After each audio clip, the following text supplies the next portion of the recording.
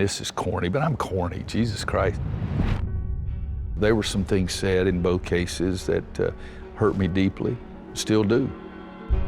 Tell about the day your family home was foreclosed on. You're hitting some tough spots. I said, Mom, I just drink some water.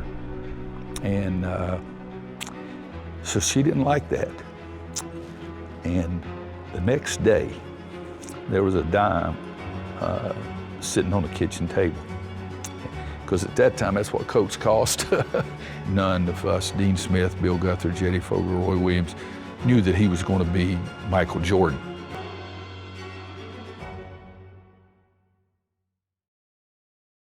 So I wanted to start by talking about retirement. Going back a number of years, why did Coach Smith tell you not to retire as early as he did? You know, I think he missed it desperately the first 2 or 3 years and felt like that he could still do it, and he loved the game so much.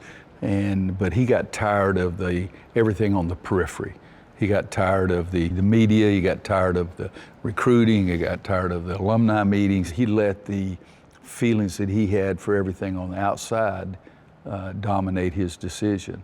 And I think that's what it was, because after he was out, after he was retired, I think he felt like that he should have put up with the other stuff just to stay coaching a little longer. And, you know, so he said 66, and I said, Coach, I want to coach as long as health allows me to, and as long as I feel like I'm enjoying it, kind of thing. But I says, I'm not setting a timetable. But so when I got past 66, I felt like I'd delivered on my promise to him. I understand you were watching a women's soccer game when it hit you. How are you handling retirement now? Oh, it has its good moments. I didn't have to go to media day. That was the best moment so far. Yeah, Wanda and I went to a women's soccer game, and I'm standing down on the end of the field where I would watch games quite often, and some of the students were yelling to me and at me, kind of thing, and all of a sudden I realized I was no longer the basketball coach. And it was an unusual feeling, and it wasn't a big sad sobbing kind of thing, but it was an unusual feeling. And I go home, and before I went to bed that night, or before I went to sleep, I just sort of laid there a little bit thinking about it. I said, well, it was time, you know. And so that was the first little hurdle to get by. The second little hurdle was the night before practice started, and it just hit me pretty hard that night. That, really? First time in 48 years, I'm not going to walk out on that court with a whistle. I wanted to be a coach starting in the 9th grade, summer after my 9th grade year. And so that night, practice is starting the next day, and I realized, first time in 48 years, that I haven't walked out on a court with a whistle around my neck and a practice plan in my pocket, trying to build a team. And that was hard. That was a difficult time that night. The next day I went to practice, and I had that same feeling when I was walking out about how unusual it was. But I love Hubert Davis, and I just think he's going to be off the charts good, and he's done everything he can possibly do to help me ease into old folks' home kind of thing. And so it was okay after that day. But those are I don't think I'll have nearly that kind of depth of sadness on the first game day. I'm sure I'll have some kind of feeling, but nothing like not being a coach any longer. I was talking to your son, Scott, yesterday, who is amazing, by the way. He takes said, after his mother. he said he doesn't think you were ready to be done. Your thoughts? You know, I haven't had second thoughts, but you still have ideas that come through, and you say, wonder, but I really felt that it was the right time. And you know, people talk about what they want to do in retirement, and I did not know if I would ever be retired. It wasn't, I didn't have a plan. You know, people say you need to plan for retirement. I didn't have a plan because I was if we had won a big tournament, I croaked the next day, it would have been okay, that kind of thing. But are you glad you didn't have a plan? yeah, Okay. I really am. I don't. Wanda's got some ideas that she wants to do, and I'm fine with some of those or most of those. And right now, just seeing the kids and grandkids and watching Carolina sports and teeing it up on the golf course more than I've ever played has been good. Why, if not for the pandemic, do you think you would have ended up coaching longer? It was just a hard year. The pandemic had a factor in it, there's no question. I don't think I became as close to our players. My biggest thing is, next to last year of coaching, I think I made a couple of mistakes in 2 big games that I think really hurt our team, and I never wanted to do that, and I had a difficult time handling that over the summer. And you said in earlier times you don't think you would have made those, right? Well, I don't know if I never had that feeling that I really cost us a game until 2 years ago.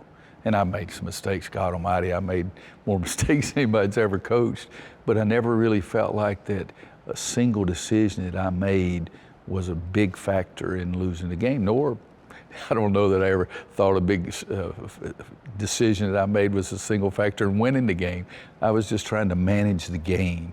But I thought in 2020 that they were in the Duke game and in the Clemson game, I did something in both games, or failed to do something in one and did something in the other, that I thought contributed to the loss. And so I worried about that all summer. And then last year, 2021, we didn't have fall conditioning. We didn't have the 12-minute run the first day of classes where I bring the guys to my house and we sit down and talk about our dreams and goals. We didn't have the pickup games with all our former players who are pros coming back and playing pickup game with our guys. We didn't have all those things of team building. All of those things contributed, I think, to my feeling of not doing as good a job as I'd done in the past. Why do you feel it's just generally difficult to communicate with players in the way that was able to happen in earlier days? Well, just the pandemic itself. I mean, we're talking, we have masks on. Right. I'm not getting in the huddle and everybody's in there and I'm saying some things to them. We're trying to be very strict about what we're doing, even in the huddles. But I mean, I understand there's the feeling that, players don't respond to criticism in the same way they would have a decade or two ago, like that sort of thing. I'm not buying into that probably Okay. as much as most people do, because kids have changed, but kids haven't changed as much as parents have changed. Yep. That's the biggest thing. But Like how so? Like, let me think of this: is that on my team last year, nobody ever came to my house. I mean, never stepped foot in my house till one little meeting at the end of the year. And so they didn't know me as well as other teams. I didn't know them as well. We weren't together blood, sweat, and tears all the time like it's been in the past. But the reason in my mind is the world in athletics and sports, and particularly in college basketball, has changed dramatically over the years. But the last 3 or 4 years has been unbelievably changed to me. It's college basketball, even at the University of North Carolina, for most of those great players, is just a little bus stop on the way to the NBA. That's all they think about. And I think that the parents may think about it even more than the players do. And so I want guys to come to North Carolina who have a desperate desire to win a national championship. And oh yeah, I have the same kind of desire to be an NBA player. It's harder to get both of those now. Now it's, I want to be an NBA player. They see the fame, the fortune, the money, and all this kind of thing. And that's what they've dreamed about for years. Oh yeah, coach, I want to win a national championship too. But it's gotten tilted away. And I do think some of it's more driven by the parents than it is the kids themselves. Why do you think that changed? Money, fame, and fortune. NBA. It's a big monster. I love watching our guys play in the NBA, and I'm thrilled when on draft night, when those guys, some of my favorite moments have been when I've heard my kids' names on draft night, and been to see the guys play, and I love Kobe White's rookie year in the NBA, going up to see him play a game. And he had been struggling, and he just lights it up and was so thrilled and thanked me for being there. I mean, that was his dream.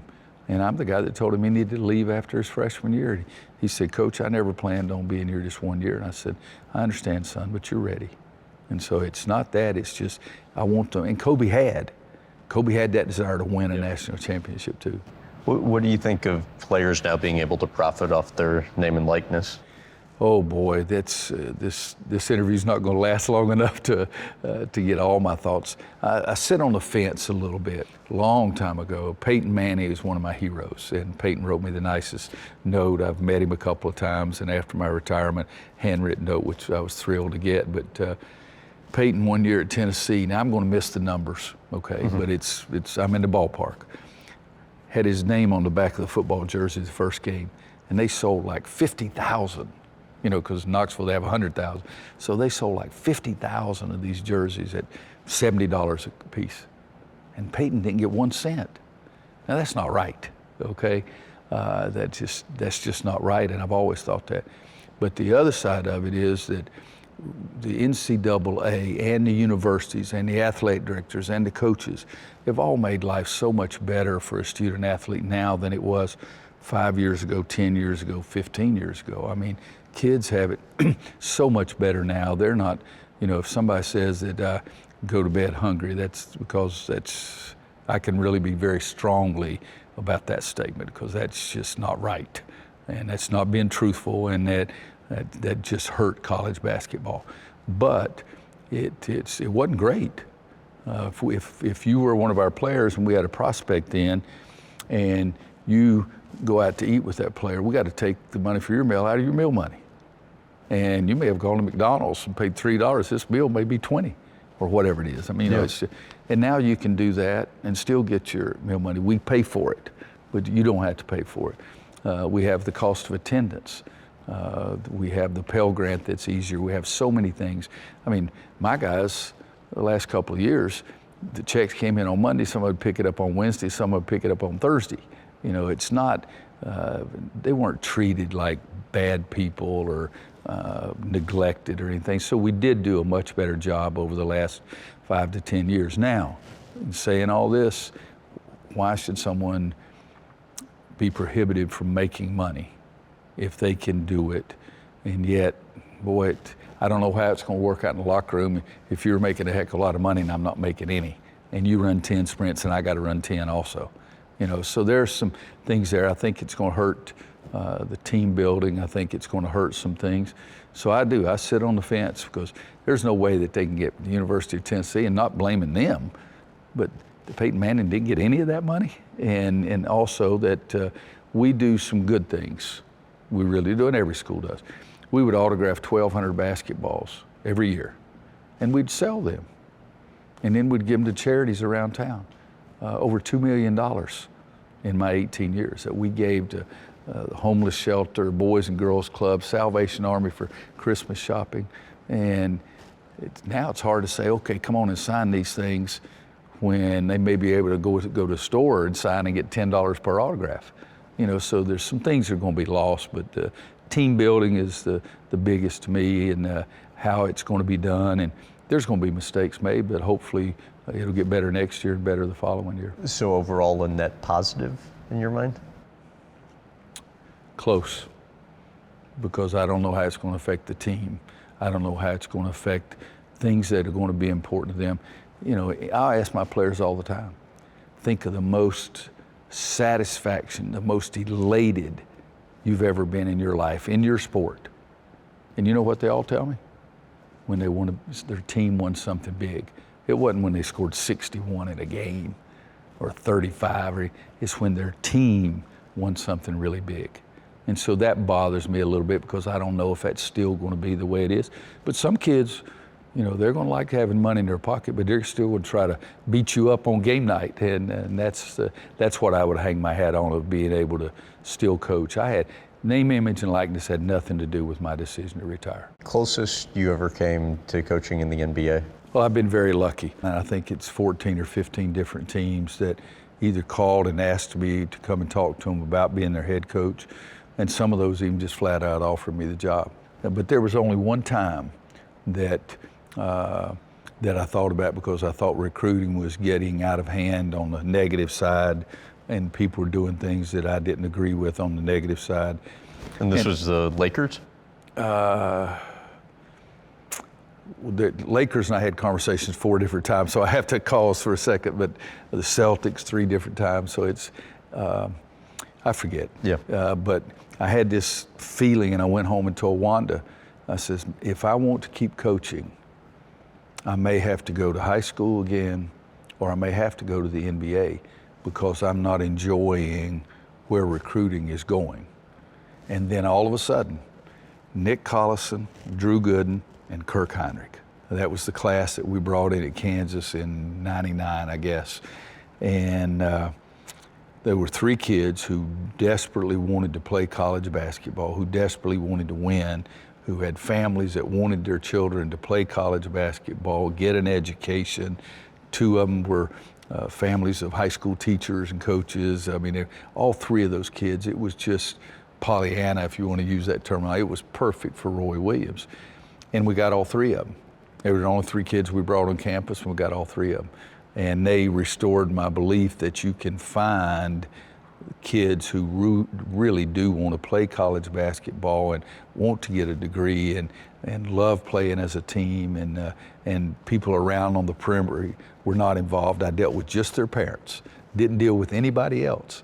And so they restored my faith, and it got, I guess if that was 99 or 2000, somewhere in that range, I was able to make it for another 21 years, 22 years, something like that. I was talking to Coach Holliday, and your longtime assistant coach, Yep. and he said that is the closest he can ever remember you to considering making the jump to the NBA was with Kansas, when you were just frustrated. Yeah. The frustration level, the frustration meter was really high. Take me through the frenzy around when you were considering making the jump from Kansas to UNC the first go around, and ultimately decided to stay. Wow. You said in your book, it was the toughest time that I ever had. It far surpassed whatever pain, anger, and sorrow that I'd endured as a kid. Yeah. I believe that still. That was the toughest time, because North Carolina was my school. You know, my son was here at that time. It was something that I knew. Matter of fact, Kimmy, both of them were here. It's the kind of thing that, to me, it was not my dream job, because people don't believe this, but it's true, I never dreamed about being a North Carolina basketball coach. When I was an assistant here, I was going to be happy to be Coach Smith's assistant for 30 more years. And then all of a sudden, you know, people started asking me about it, and then all of a sudden I ended up being the coach at Kansas, and I loved Kansas. And you turned down a number of head coaching jobs yeah. before you took the Kansas one. Yeah, and so North Carolina was home. Our children, our families, it was home.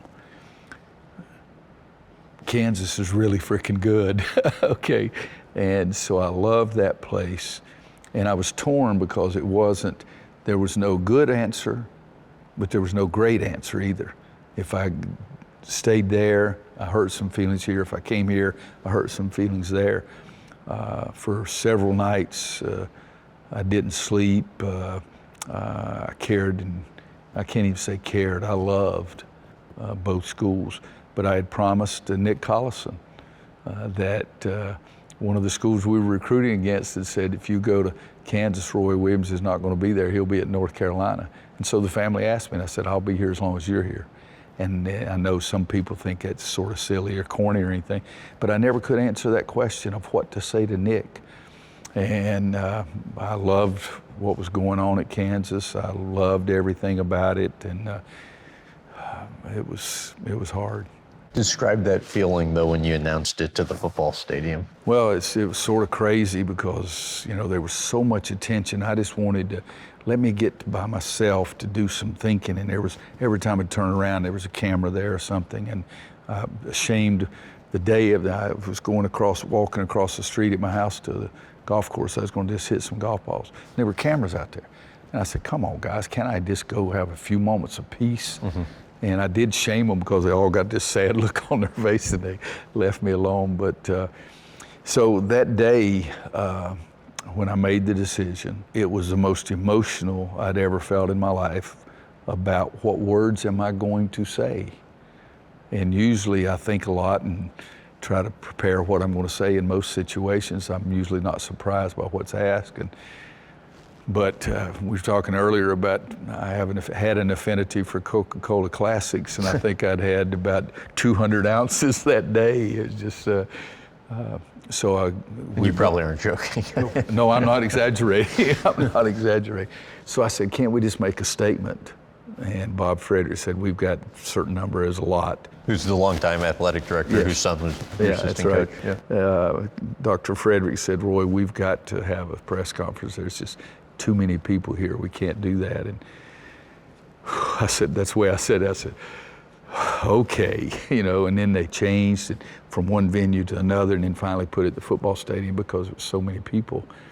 And so I'm sitting there and I'm still not knowing. So I just said, I'm staying, and that was about if you were grading it on how eloquent it was about as low as you could be, but it was, at that time, it was the perfect decision. What was interesting is when that happened, you said folks at UNC some folks kind of wiped you off as coach. Long-time relationships kind of ceased to exist, obviously since repaired.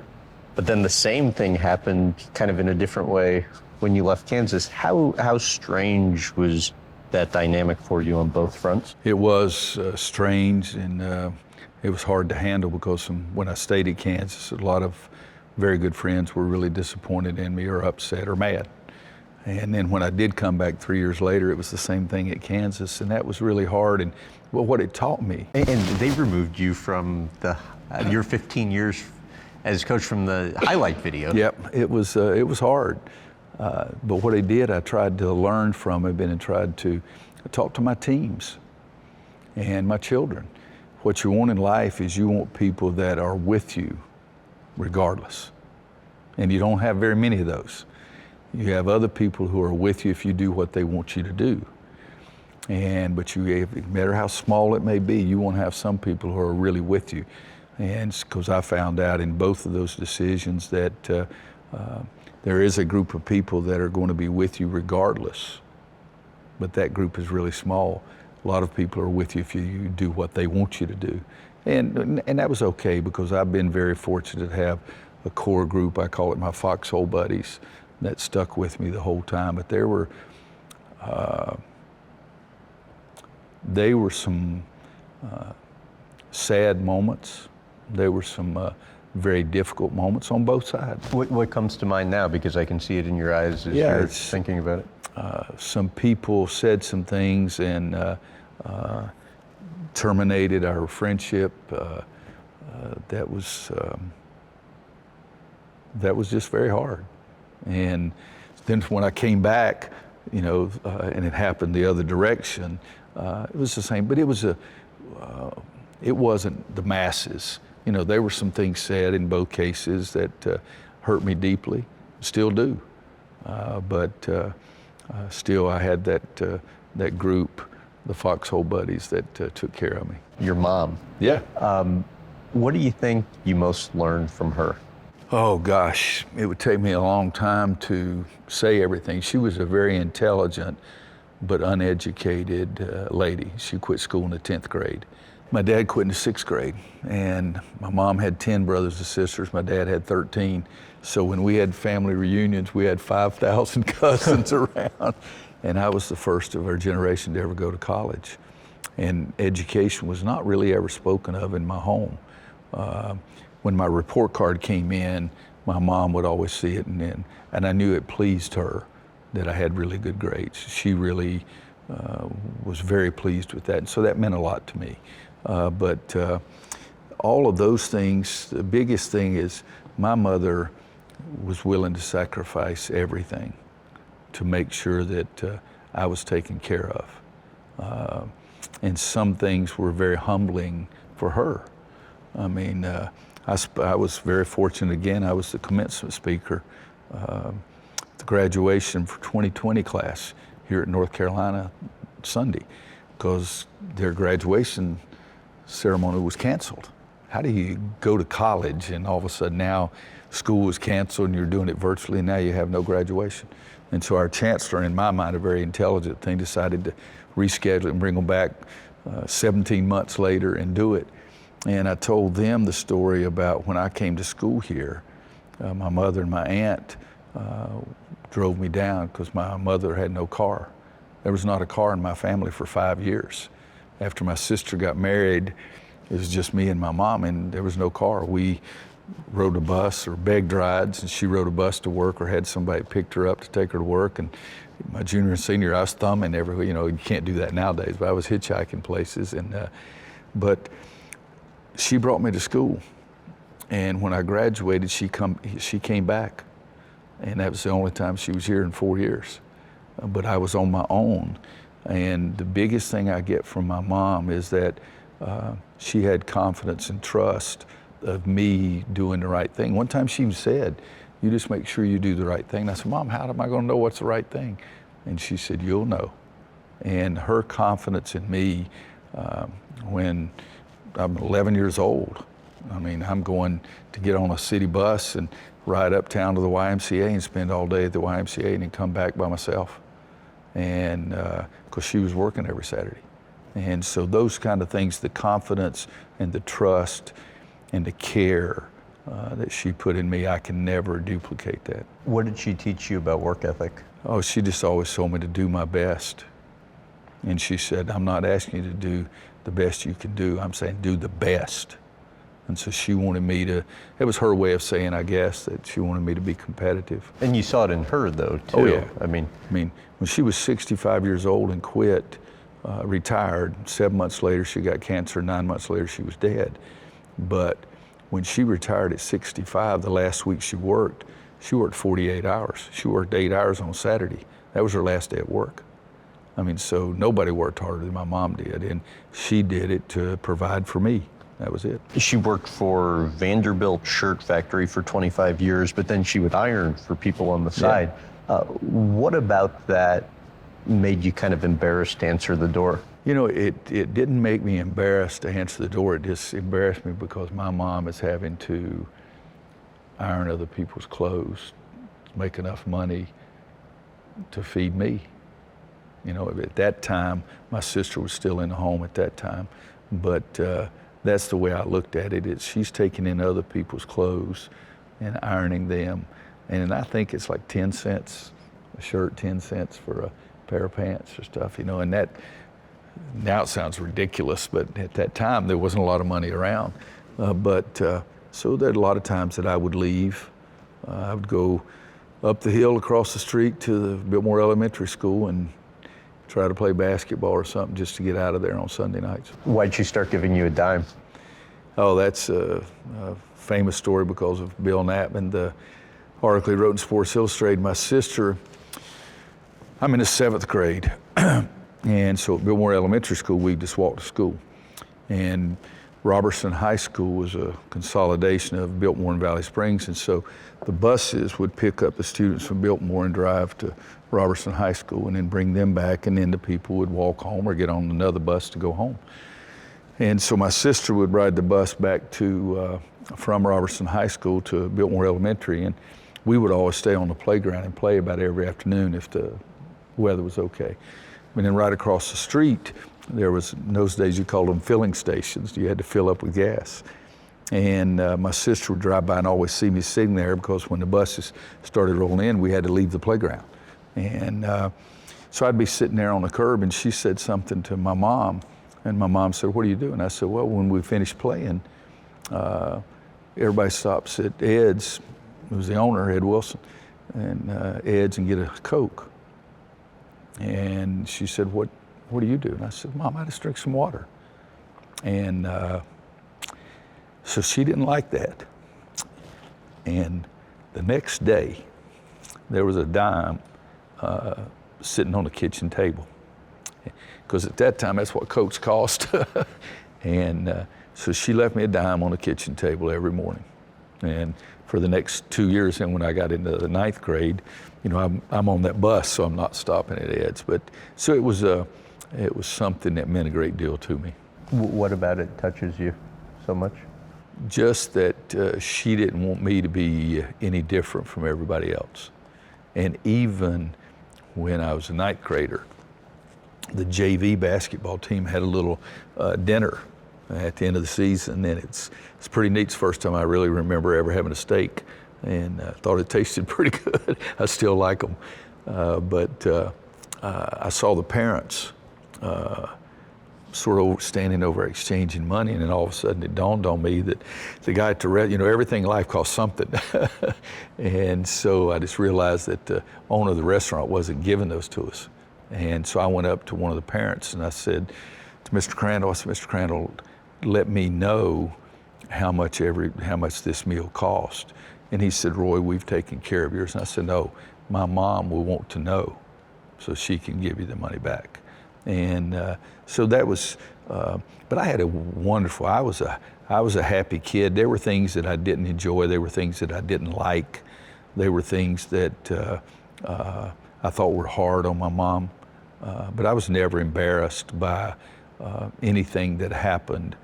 It was just that I knew my situation and that some way, somehow we'd make it work. How often did you move growing up? Oh, it's quite a bit. You know, I went to the 1st grade at Hall Creek Elementary, and then we moved into a house and in Biltmore, not close to the Biltmore house. It wasn't that house. It was on the opposite side of Highway 25. And my mom and dad were having problems, and they'd split and get back together and split and get back together. So during those times, we would stay where she could find a place for us to stay. One of my aunts and her husband were managing a hotel, so we lived in a hotel. My mother had a job, and then she would clean rooms at night to help pay for the room that my aunt and uncle were giving us. So we moved quite a bit, and we lived in a couple of trailer parks. And but then when I turned 12, we moved to Reed Street, and we lived there from that time on. So I'd be from 62, and I moved my mother out of there in 84. So we lived at 365 Reed Street. And then after I went to college, she moved to 369. It was 2 doors down. So we moved quite a bit. Tell about the day your family home was foreclosed on. You're hitting some tough spots. Yeah, I was probably... Well, and also the reason I asked some of these too is because, you know, everybody has highs and lows in life and different moments that kind of shape them and make them a success. And some of these are just, you know, kind of pivotal, defining moments of your life. There's no question there were some moments in from the time I'm up until 15 or 16, I still would do things today that the reason I do them is because what happened those first 15 or 16 years. Yeah, so we're living at 6 Warren Avenue. My mom and dad had bought the house, the only house they'd ever owned. We'd always rented. And we leave, we come back, they get back together, we leave again. My dad calls and says, why don't you guys come and take the house and I'll move out. And so we did. And we were there about 3 weeks and knock on the door, and it was in the summer, there's no air conditioning, so we had a screen door and we had it locked. And I go there and there's 2 guys in suits, dark suits, white shirts, and real thin little tie. That's the reason to this day I still won't wear one of those really thin little ties. I won't wear those. And they asked if my mother or father were there, and I said, yes, just a minute. And I went and got my mom, and she came, and they gave us 10 days to get out of the house. Because while we had been gone, Dad had not made any of the house payments. And so they gave us 10 days to get out. And so for a long time, that's what I thought of when I saw anybody in a dark suit and a tie was somebody that worked at a bank that were going to foreclose on somebody else's house. And You know, I wore a coat and tie until COVID hit. I wore a coat and tie to every game I ever coached. But because Coach Smith thought if you want to be respected like a businessman, you got to look like one. But I didn't respect or think those guys were very good businessmen at that time. But no, that was tougher on. I mean, it's tough on me because I thought this is our home. But it was really tough on my mom.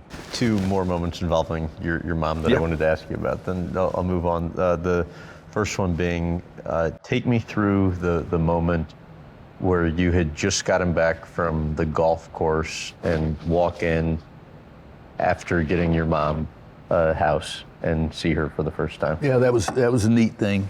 So in 1984, because my mom was still living in a rented house that we'd lived in as I was growing up, and I decided to build her a house. And so we did, and a friend of mine, Jerry Green, who later became one of my assistants, we made 3 trips and took all of my mom's furniture and everything out of the little house and put it in the new house. And so I asked my sister, I said, what time are you going to bring Mom over? Because she had never been to the house. And she knew it was going on, and we talked about it and everything, and she told me what she wanted, but she didn't want to go there until it was finished. And so she said, well, 2 or 3 o'clock, what's good for you? And I said, oh, I'm not going to be there. I'm going to go play golf. And she said, you don't want to be there when Mom walks in? I said, no. I said, why? I want to see her cry. And so I did. Jerry and I and some other guys, we went and played golf, and I said to my sister before we left, I said, tell her I'll be there 6:30 or 7. I don't know what time it was now, and I'll be there in time to eat. And so I remember walking in the house and opened the door and walked in, and she was standing at the stove stirring the gravy. My favorite meal was fried chicken, biscuits, and gravy, and she was sitting there stirring the gravy, and she turned around and saw me and jerked her head away. And so I just went up behind her and hugged her a little bit, and then went on back into the bedroom and washed my hands and everything like that, and then we came back and ate. The folded $100 bill that you've kept, why? It helped me a great deal. And this is corny, but I'm corny, Jesus Christ. So my mom is diagnosed with multiple myeloma, and things were not great, but she didn't lose her hair. That was the only thing she wanted. She didn't want to lose her hair. The chemo, she didn't lose her hair. And so I'm in California recruiting. I'm coaching at Kansas. And I called her, and she told me they were going to do a procedure. My sister had told me about it, so I called my mom to ask her. And she said, yeah, they're doing it tomorrow afternoon. And my sister had already told me they were putting a catheter, now that I think they call it a port, but they were putting a catheter in her chest to put the next rounds of chemo or whatever it was. And so I said, I think I might just fly back and be there. She said, don't do that. She kept saying, you keep doing your job. At one time when she first got sick, she says, don't come back. I don't want you to lose your job. I said, Mom, I think I'm okay. You know, we've won a few games. But so she told me about it, and my sister already had. And I said, well, I'm thinking about coming back. And she said, don't do that. She said, they're not calling it an operation. They're just calling it a procedure. It shouldn't take but about 20 minutes is all it's going to take. She said, but the only thing that makes me mad is why I had to be in here by 2 o'clock today, and they're not going to do it until 2 o'clock tomorrow. I could have gone to bingo tonight. And that was the thrill for me. I just started laughing. I said, okay, you're okay. And it was the godsend later on, because my whole thing when she got it, I just didn't want her to suffer. And so they put the wire in through her throat, and it punctures the pericardium, which I think is the correct term for the sac that the heart sits in. And it punctured that, and it filled up with blood, and she had cardiac arrest on the table and died. And so for me, the last thing my mom and I talked about was the fact that they messed her up and wouldn't let her go to bingo the night before. So those were good feelings. And so Wanda calls Jerry Green, and Jerry came in the hotel room. We had flown from the West Coast to Indianapolis, and we were going to be there that day. And then I was going to come back and check on Mom. and Jerry came in and told me she had passed away. And so I go back home and get Wanda and the kids, and so we go to Asheville, and we pull up in front of the house that we had built for her. And this is 1992, so she had been able to live there for 8 years. And her friend Leonard, who would take her to play bingo, and he was really a nice guy, an older retired guy, and like my mom. And he walks up and he said, "Your mama gave me this to keep until she got out of the hospital." And it was two $100 bills, because she had won the $200 at the bingo the last time they had gone. And I guess it was the day before, maybe 2 days before she went in the hospital. So she just didn't want to leave it in her pocketbook. And so Leonard handed me the two $100 bills. And again, that made me think back to the bingo comment. And so my wish and my goal was for her not to suffer, had been taken care of. And so I gave my sister one of the $100 bills, and I kept the other one. And it's still in my back pocket in my wallet right now, and it's never left. You said your dad was a good man, but alcohol changed him. How so? You know, he was married 5 times. My mom was his first. He was an alcoholic. And when he was drinking, it was more anger, and you know, some people laugh, some people go to sleep, and some people are have anger, and so that's what it was with him. And when he was not drinking, he was a fun guy. He could say some of the funniest things, and I think he was a tough guy. It was a very physical world as far as he was concerned, and he had a lot of pride, and there were a lot of bouts. There was a lot of physical things that went on between the two of them. An argument would escalate into some physical things, and the last time that he ever came into our house, it was a confrontation, and I told him, "Don't ever step in my house again." I was 13 or 14 years old, and the strange thing is, even later on, when I'm married and have children, is my dad never stepped foot in any home I ever owned the rest of my life. And I think that was the reason why. And that back then was because a warrant had been served for his arrest for back child support. I don't know payments. that he was ever served a warrant, but I know that he was threatened with, if you don't start paying child support. But finally my mom just gave up, and we did our own thing. But my dad was he was a loving uncle to all my cousins, and they saw him as the fun-loving uncle. It didn't see him as what I saw. And I have a half brother who was the second to his mother was the second wife, and he went through the same things. But he was a good-hearted man. Alcohol changed him. When he was not drinking, he was fantastic. And it's just that there weren't many of those times. When you were in it back then, how would you and your sister Frances try and break it up? You know, just try to get them to stop, get it mediated, and then just do what you could do. Yeah, how would you cope with it at the time? Anger myself. I would yell and scream and try to get it stopped, and but it just wasn't working. And my mom did the right thing, and then we just moved on. You ever, looking back now, wonder how those experiences impacted you later on? Well, you know, the first thing is I really realized every time I would see a really nice home situation, that made me want to make sure that I had that. And that's, my son's made statements about that, how important eating supper together was really important, because we never did that. He said it started to drive him crazy later in life. He's like, I couldn't schedule stuff with my high school buddies because at a set time every day. We're going to eat. It's just that it made me appreciate the good family moments. And my wife, Wanda, and her family were just a completely different role model for what I wanted it to be for me later on, and still some of our greatest moments now. I mean, on my birthday, August 1st, 15 years ago, maybe even more, I decided that I didn't want any birthday presents. I didn't want any cars, didn't want anything, and I would come to see them. But I wanted us to have my birthday dinner. And it's fried chicken, biscuits and gravy, corn and green beans and potatoes. And so I did. I said, we'll come to you. And that way they don't have to, because they have their own families now.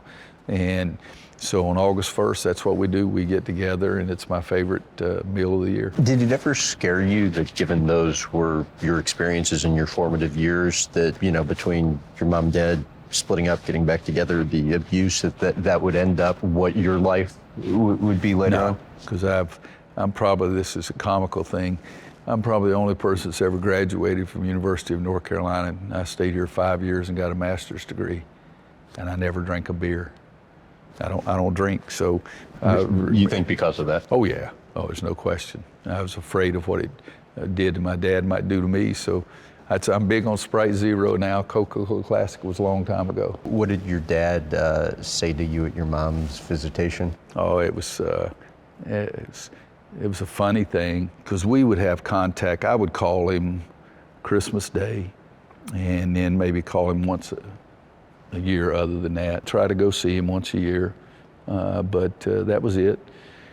And so when Mom passes, we have a visitation. It's a small little funeral home area, and I'm across the room, and I see him come in the door. And my sister went up to him. She was better with him than I was. And so she would go up and hug him. And the whole time, after he talked to her for a minute and other people are saying anything, and I'm across the room, and I can see him, his head's on a swivel, he's trying to find me, and then he saw me. And then he came walking across, and I'm talking, 30 feet. He comes walking across through the people, and he came up, and it was a comical thing, as I said now, for sure, but it was appropriate. That's who he was. He came out, and I said, "What you up to?" He said, "Not much." He said, "You okay?" And I said, "Yeah, I'm okay." He said, "I only came for one reason." He said, "I've only regretted one thing in my entire life, and that's the way I treated your mom. And I just wanted you to know that." And then he cussed and turned around and walked out the door. And that was it. And but I appreciated that. I really did. That meant something to me. Why was it important to you to eulogize him? One of my cousins said, "Your dad asked me if I thought that you would speak at his funeral like you did at your mom's." And that was my dad's way of asking me to do it, because he would never ask me to do it. He would have had too much pride to do that. The Biltmore gym, the policeman that caught you, and what happened from there? Well, it was a funny thing, because it all started, I just loved to get inside and play basketball. But in the wintertime in the mountains, it was a lot of cold weather. But it started on one of those Sunday nights when my mom had some clothes that she was ironing, and I just wanted to get out of there. And so I went to Biltmore Gym, and we would do some crazy things. At the end of the day, they'd run everybody off the playground, the buses would come back, and they'd close everything down.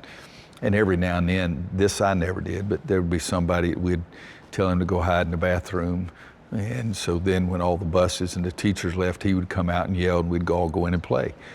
And there's times that somebody would go in through a window, because we found out I found out for sure on the outside, you could climb up to the second floor, and you could get in through one of the windows that were not locked. It's just that there were a couple of bricks missing or whatever it was, but it was easy. And so that's what I would do when I was by myself.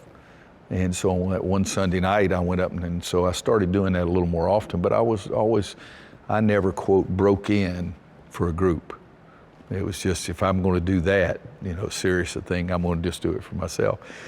And I would go in and I never would turn the lights on. They had the red exit signs on both ends, and that was enough light for me, and so I'd play. And so I'm in there one time, and a policeman came in and got me and asked me what I was doing, and told me I shouldn't be doing that, but it was good, because he caught me when I was sweeping the floor.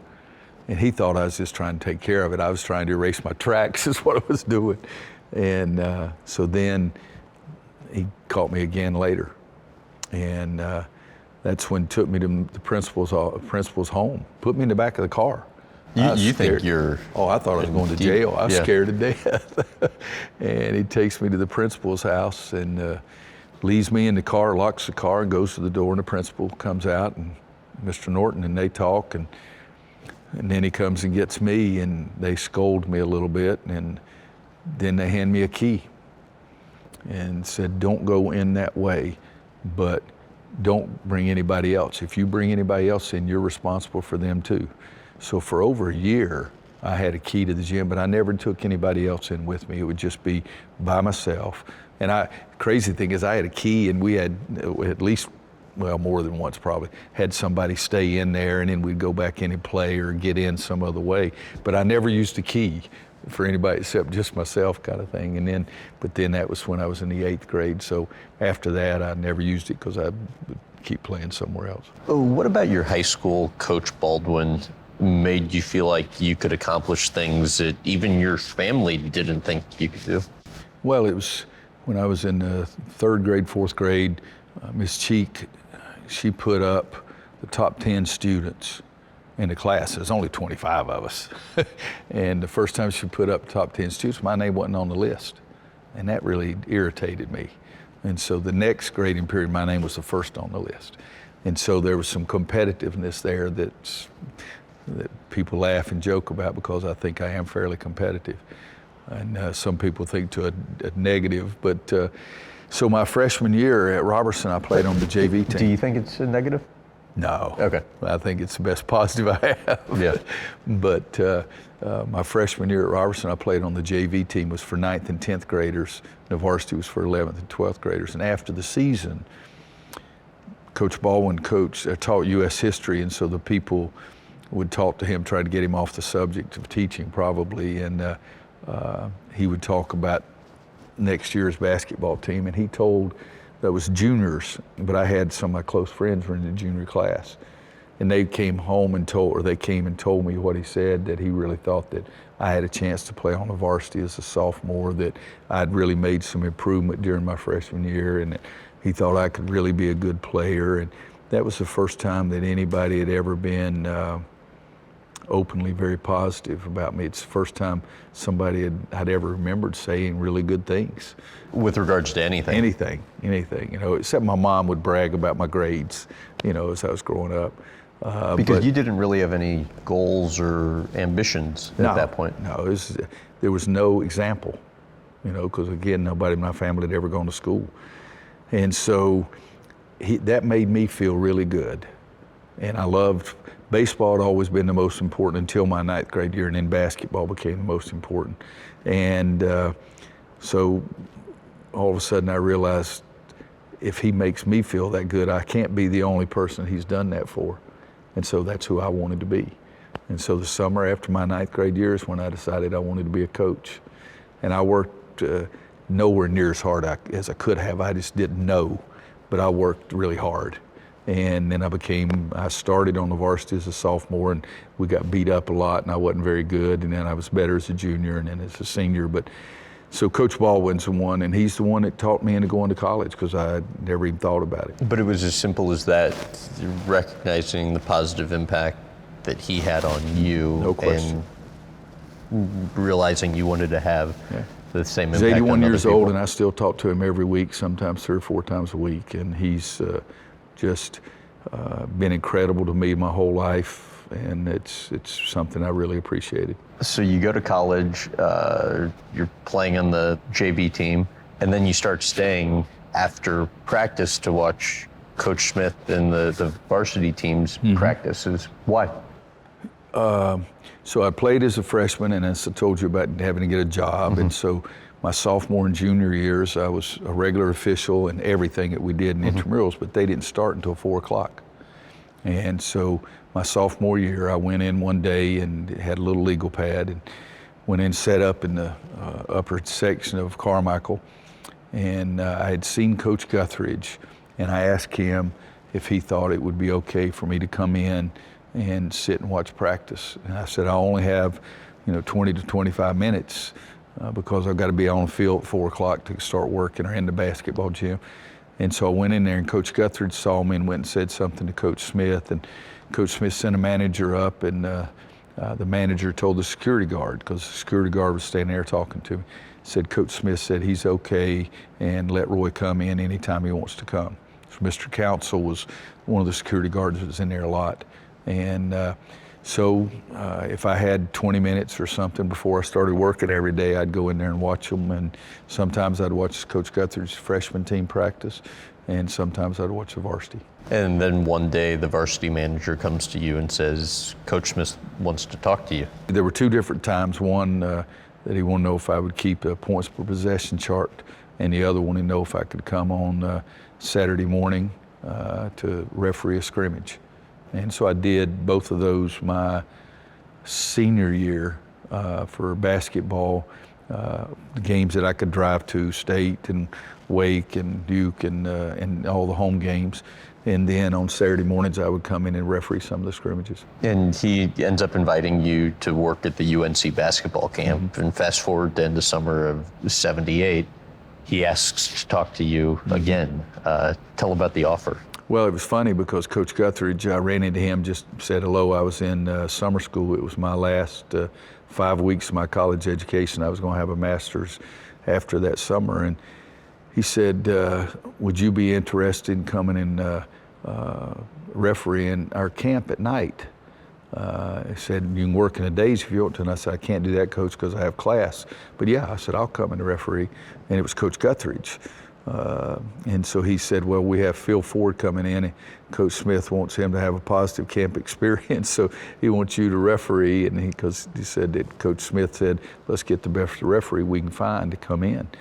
And so the first night I was in there, and Coach Smith walked by and patted me on the back and said, thanks for doing this. Phil's really important to us. And I said, Coach, I'll give him a call every now and then, and just laughed. And so I did. Every time Phil drove, the foul was called on the other guy. And every time Phil tried to take a charge, I called it a charge. And Phil had a great experience. And then I'd already gotten the head coaching job at Owen High School.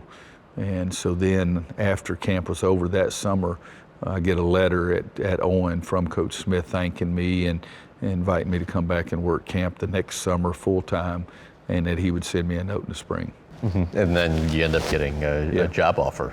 Yeah, 5 years I coached high school and 5 years worked at camp, and Coach Smith said he was so comfortable. I had the gym that was the farthest out of town. It was old Lowe's Grove Elementary School over on this side of Durham, and he said, I'll come by to see your gym once a week. The rest of the time you're on your own. And but I'd really worked hard and tried to do a good job in camp, and they wanted a, quote, part-time assistant. It was full-time job, part-time pay, and so they offered me that. And you were making, you and your wife were collectively making $30,000 between the two of you at the time. That coming year, so this is in June, end of June, when he offered me the job. And I went home and told Wanda, and Scott was already a year old, and he'd been born April 15th, so this is June after he'd turned 1. So you had responsibility. Yeah, so she said, okay, so I'm going to make $14,000 at Tuscola, and you're going to make about $16,000 with your coaching deal at Owen, so that's $30,000, and Coach Smith offered you $2,700 for the year. And I said, yep, that's about it. And she said the famous statement, she said, okay, when do we leave? Why did you think that was a good move for you at the time? Number one, I felt like I was cheating the students at Owen High School, because my whole day in basketball season, I was thinking in my mind about planning practice for that night or the game that night. And I didn't think I was doing as good a job as I should be doing in the classroom for them. And so that made me wonder if I should try to get into college coaching. And I just simply asked Coach Guthridge that question that week that Coach Smith offered me the job. I'd said, if something ever comes up that you hear of anybody that needs, I said, because Coach, I think I need to try to get into college coaching, because I'm not happy with the work I'm putting in as a teacher, and I don't feel like I feel like I'm cheating the high school kids. And 3 days later, he and Coach Smith had been talking, and Eddie Fogler, they had been talking about that anyway, that I didn't know. Yeah. And then they offered me the job. How did you survive financially? very intelligently. We were lucky because the day we got down here, I drove a U-Haul it, and all of our belongings. Coach Guthridge came over to Glenn Lennox Apartments and said that if Wanda could get to the personnel office by 4:30, they'd had a English teacher resign that morning. And it was the day before school started.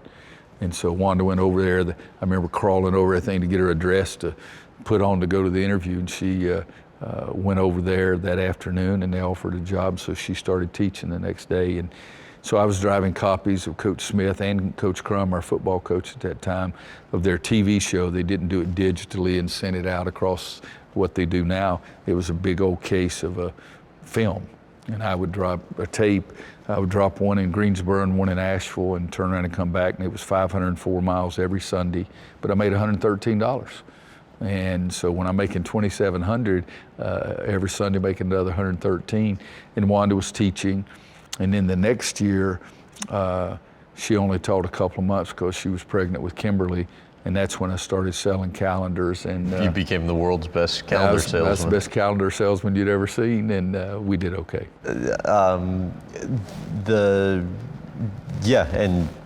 mean, you look at from what I understand on the calendar sales front, struggled initially, but by the end of it, you were able to basically upgrade the house for yourself. Oh, yeah. I mean, first year I sold 10,500 calendars, made $2,400, and drove 9,000 miles in 9 weeks.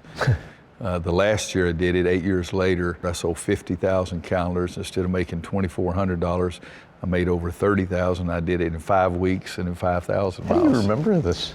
At that time, it was really important. So, but my wife says I have more useless information in my brain than anybody. How much did you work in college, and what were the different jobs? He was lucky. I played on the freshman team, and we were really good.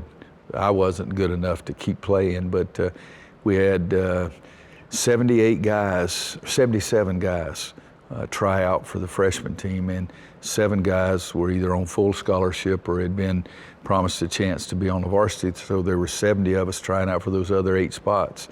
And so I was fortunate enough to make that team. And I had some financial aid programs, financial aid money. But it was starting to run out. So we win the Big Four freshman tournament. And we were ranked Basketball Times. I still have the picture somewhere of us being ranked the #1 freshman team in the country. We played Duke in Carmichael Auditorium and sold the place out, and the varsity didn't play until Saturday. So freshman basketball was pretty big. And but after we won the tournament, I came back and I knew I was about to run out of money. And so I see the sign that says umpires needed and intramurals. And so I went to the meeting that Monday night, and I started umpiring softball games and did it the rest of my freshman year, and it was like 6-8 weeks left, all it was. And then the next year I started working in intramural office, and I officiated basketball, umpired softball, refereed football. I did everything it needed, any kind of scorekeeper or referee. And so basically... And you were quickly viewed as like the best referee on campus. Yeah, I think by the end of it, because I was doing all the championship games, Yep. you know, and there were some very physical, vicious championship games. But I did that. I worked 24 hours a week the rest of my college career. Before you found success, how did you find smart ways to save money? I knew what I needed, and there were some things I wanted, but that never made a difference to me. When I was a kid, there were some things I wanted and couldn't afford. And later in life, people gave them to me free. And I could have paid for them then, you know, but it was so, to me, that's the biggest difference. We did what we needed. We got what we needed. We survived as a child with just my mom. And then for those 2 or 3 years before I, quote, got the calendar business going, we made do with what we needed and not concerned about what we wanted. Best and worst financial decision you ever made? Worst was I got involved in a golf course project at Kansas that didn't work out. To the point where it was a painful amount? It was to me. Okay, yeah. You know, it's several $1,000s, and you get 24 golf balls at the end and sell it for $5. And the best was I told Wanda, You handle the finances. I'll make sure there's money there, but you handle it. I've written 5 checks in 48 years of marriage. When I need some money, I ask her, can I have some money? I don't do any of the bank statements. I don't go to the bank. I don't do any of those things. I've never used an ATM. Don't have any idea what I would do there.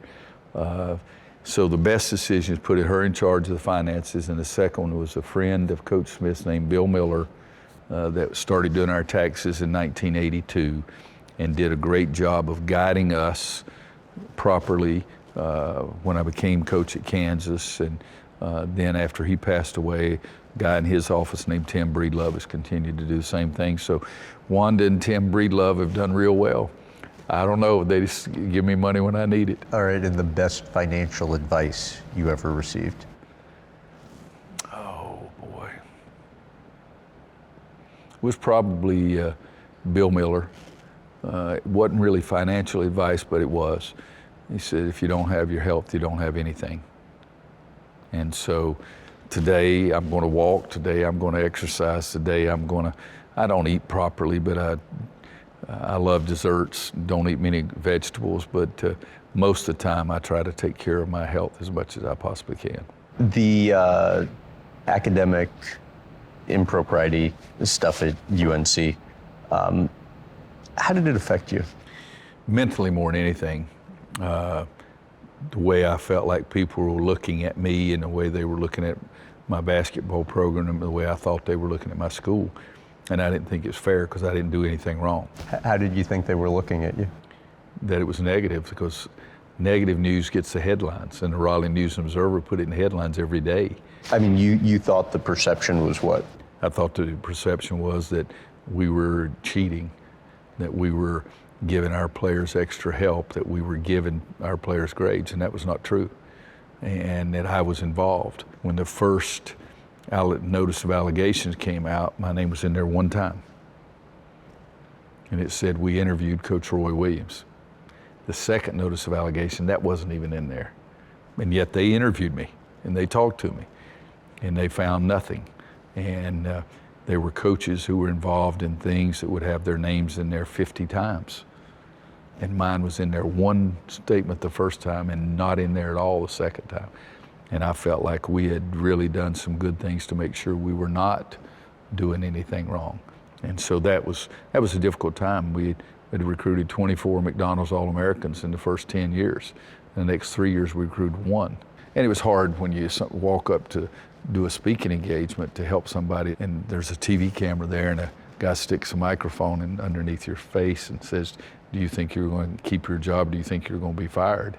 And so it was not the most pleasant time. Your son said it was the lowest sustained period of your career. Yeah, it was 2 or 3 years. You know, I mean, it wasn't happening like that. Right. And every time you turn around and people would yell things. I go to a golf tournament and people are saying, hang in there, coach, hang in there, coach. And one guy yelled at cheater. And I'm face to face with him in about 3 seconds. I just told him he had no idea what he was talking about and don't open his mouth unless he knows what the crap he's talking about. And then the light bulb flicked on and said, be a little smarter than that. So I turned around and walked off. I understand there's some close to you who feel like there are others that could have done more to defend you when all this was going on. What do you think? Oh, at the time, I wish I had wanted some things to be said to say Roy Williams did nothing wrong. Roy Williams is doing this the right way. By the university? Or anybody, anybody that could get some attention. But it made me a little mad, but it wasn't a big deal. It really wasn't. Looking back on that now, do you feel like there was anything you should have known that you didn't? No. When we got here, we told them we were going to do things the right way, and we had guys that had sort of gone over to this major that they thought was the easiest, and I didn't think that was right. And I said, hey, we're not going to tell me what you want to do. You want to be a dentist, you want to be a businessman, you want to do this, do your job in the classroom. Because to me, that was just a given. That you come to school here, by God, you're going to get your grades, you're going to do the job in the classroom, and if I'm the basketball coach, you're going to do it or you're not going to play. And that was just a very simple thing to me. So it wasn't any campaign or anything that I did. I just told them this is the way it's going to be. And I couldn't control what had gone on before.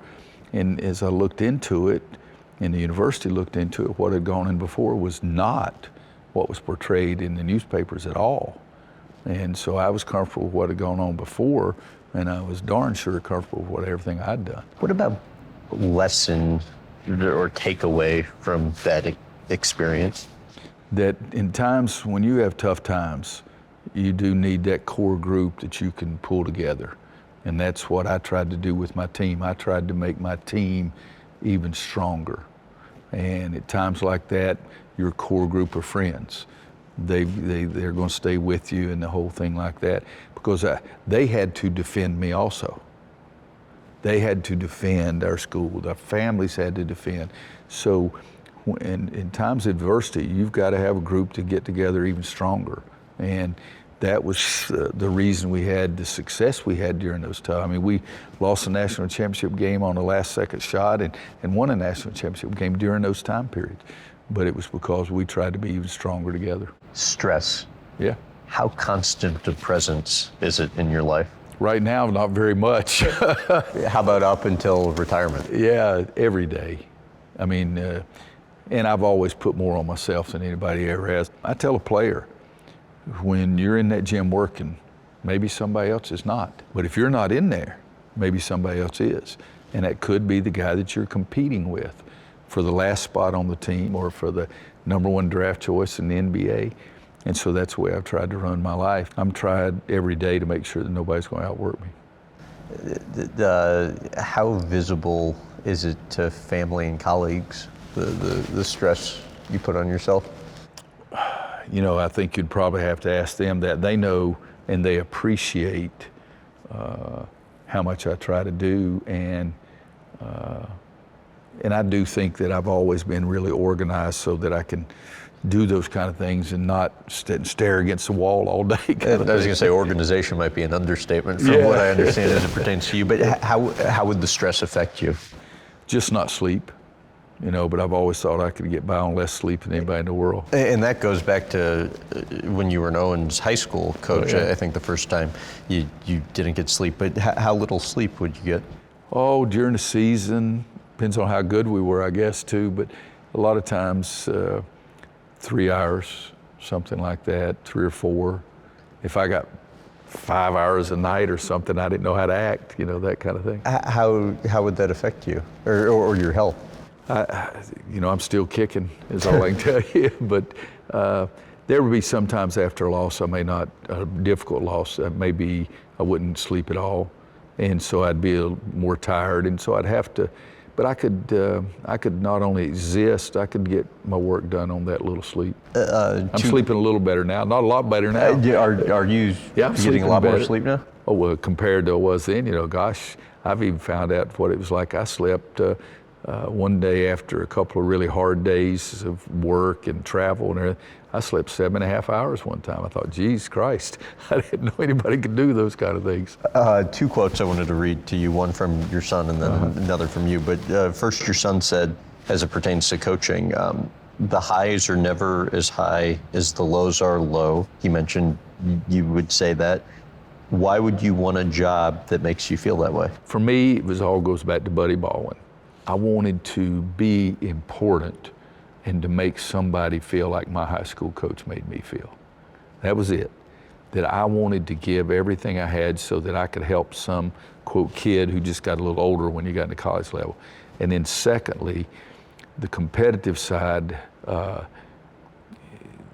lows are much, much lower than highs are high. I felt like it was a desperate level, that it was some way of, yes, grading, are you successful or not? Yes, but I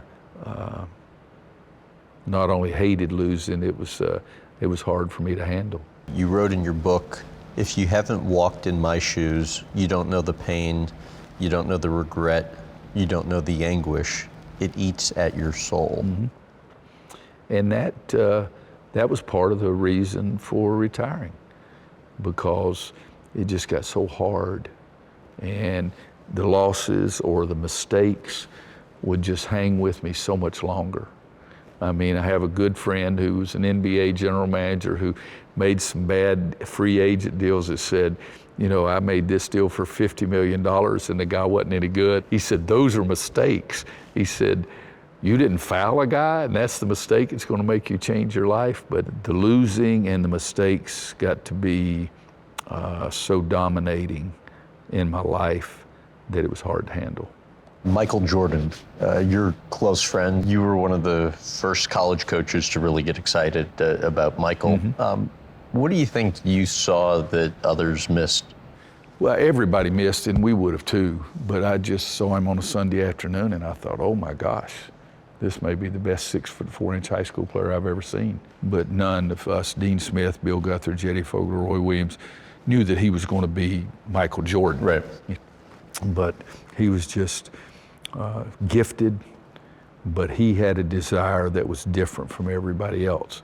He had the gifts. The Lord gave him all these gifts, but he had this attitude, this desire to be the best. Although you did have an interesting conversation with him on that front when he said he wanted to be the best to ever play at UNC. He told me he wanted to be the best player ever at North Carolina, and I said, well, you've got to work harder than you did in high school. And he said, I worked as hard as everybody else. I said, excuse me, I thought you told me you wanted to be the best. You have no chance, no chance. And 2 days later, he came back and said, I want to talk to you, and said, I'm going to show you nobody will ever outwork me, and nobody ever has to this day. What do you think made him unique? That desire. There's guys on the street corner that can run and jump. There's guys playing basketball that can shoot. There's guys doing so many things, and there are great players, but nobody's great as Michael Jordan was. That expression, the GOAT, greatest of all time, he's the GOAT. And I've watched a lot of basketball, 71 years. Nobody's done what Michael Jordan, and his desire, his passion, his focus, his work ethic, his competitiveness. Oh my gosh, it's off the charts. And it was just a great mix, and that he got in there and he mixed everything together, and it came out as the best of ever. Speaking of competitiveness, tell about this rivalry on the golf course that you guys have. I used to be able to beat him. He beats me to death right now. But does he? Oh yeah, he's. You have more time to work on your game well, now, too. We haven't played since I retired. Now, okay. Come on, I'll have a chance to hopefully next spring, after I have my second knee replaced. I'm going to try to work on my game and see if I can get.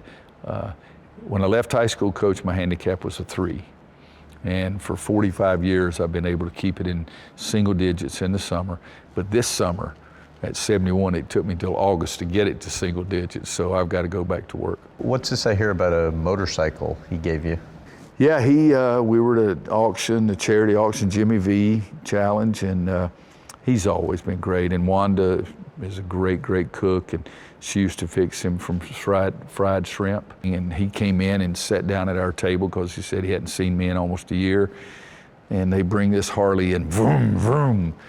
And Wanda said, you could buy me that motorcycle to me.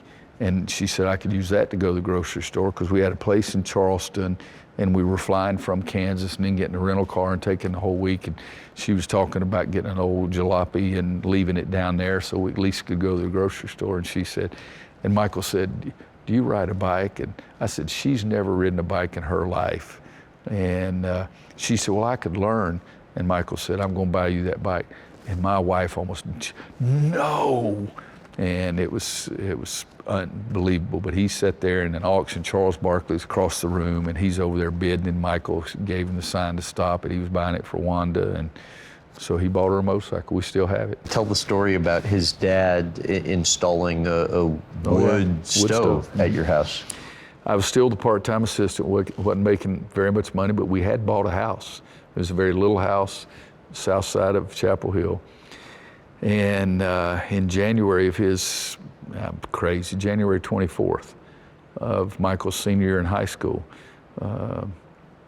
I had talked to Mr. Jordan and told him I was going to buy a wood stove, because we had FWA, forced warm air, was a way of heating. And they have these heating coils, and then they blow air across that, and it comes out your vents as warm air. But that's the way we were heating in our house. You probably didn't know that. But our bill was just ridiculous. And I told Mr. Jordan, I said, I can chop wood. And I've had a wood stove in my home when I was a kid and all that kind of stuff. So I told him I was going to get a fireplace insert. And he said, well, how big is your, he said, I'm going to call you. I want you to measure you. He said, I may have something for you. So he called one night and I measured the fireplace. And January 24th, he called and said he was coming up and he had me a stove. And I said, great. And so we came in, it was heavy. We get it out of the truck and put it in and start it, and it works. And I said, Wanda, get the checkbook. And he said, what for? I said, I won't write you a check. He said, if you write me a check, I'm taking it out and putting it in my truck. He says, I made this for you. I built this. I said, you built it? And he said, yeah, I built this for you. And I was just blown away. And our heating bill dramatically went down, and I started cutting a lot of wood. And a local guy in town, Russ McCormick, our banker, was a good friend, and so he and I would drive around and find out people were trying to get rid of trees, and we'd cut them down and split the wood. And so we heated, and then we moved to another house, and it had bigger. So Mr. Jordan came over and measured it again and built me a second one. Oh, no way. Yeah, built me, and I'll never forget when I took the job at Kansas. I'm in the house in Chapel Hill when we're leaving, and the realtor says, is that a Fisher wood stove? And I said, no, that's a Jordan. And she said, a Jordan? And I said, yes, Mr. James Jordan built that for me.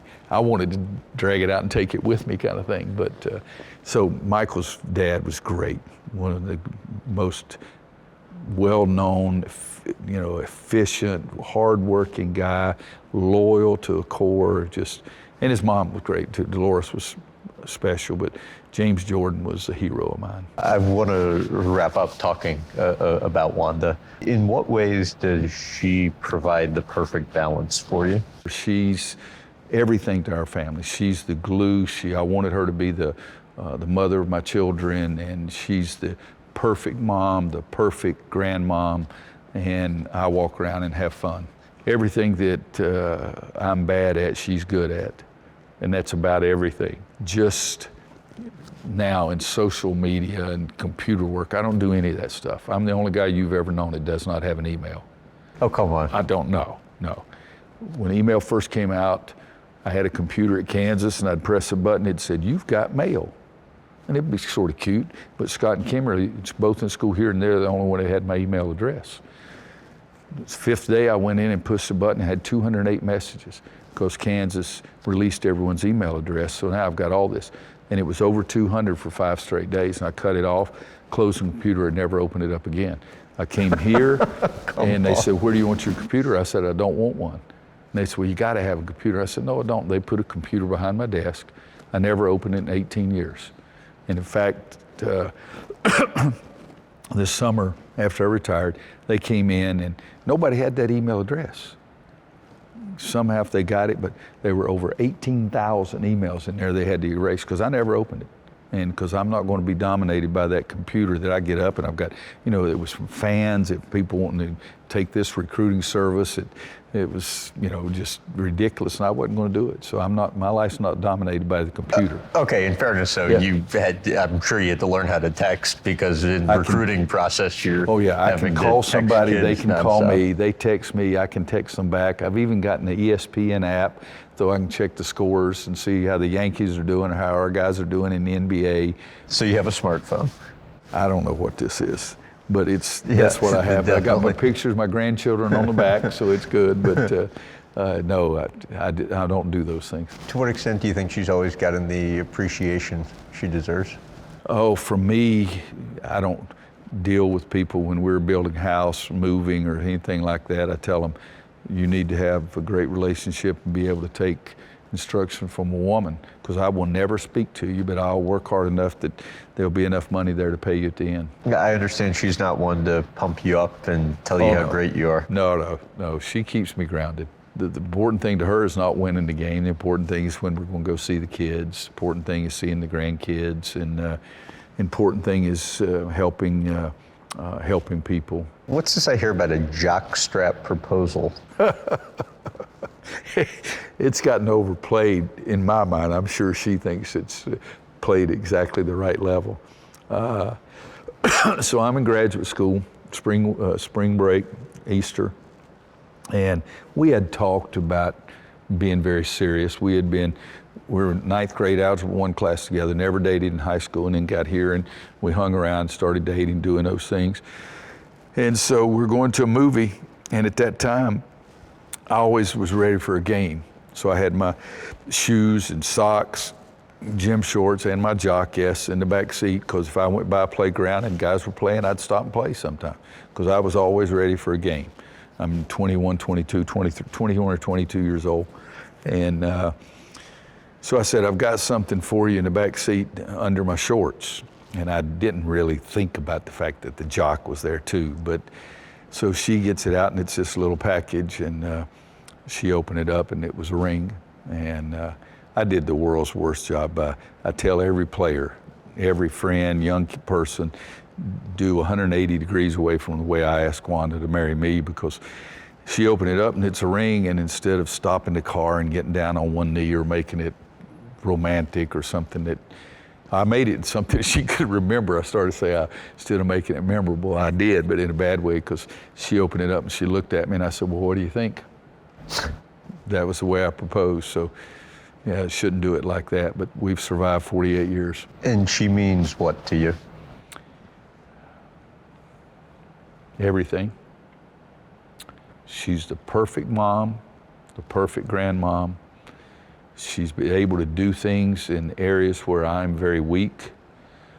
She was just phenomenal raising our children. She's singing little songs, little lullabies, and Itsy Bitsy Spider, and I never heard those things in my entire life. I had never seen those kind of things, and she's very bright, and she's everything. Thank you very much. Thank you. So that How painless or how painful? Yeah. I knew that was the first question you were going to ask. You know, it's something. Some things that were difficult to talk about, but we got through it. And if this is going to be an in-depth thing, let's just. My high school coach, the other piece of advice was, if you just tell the truth, you don't have to remember what you said. And so that's the way I've lived my life too. So. Was there anything I didn't ask you about that you would have preferred to cover? No. Or vice versa? Anything Yeah, I did no. ask you about that No. you would have? But you know, if we were great friends, you would not advise me to play zone or man-to-man. And so I'm not going to advise you how to do your show. There you go. That's fair. Thanks for doing this. Thank you.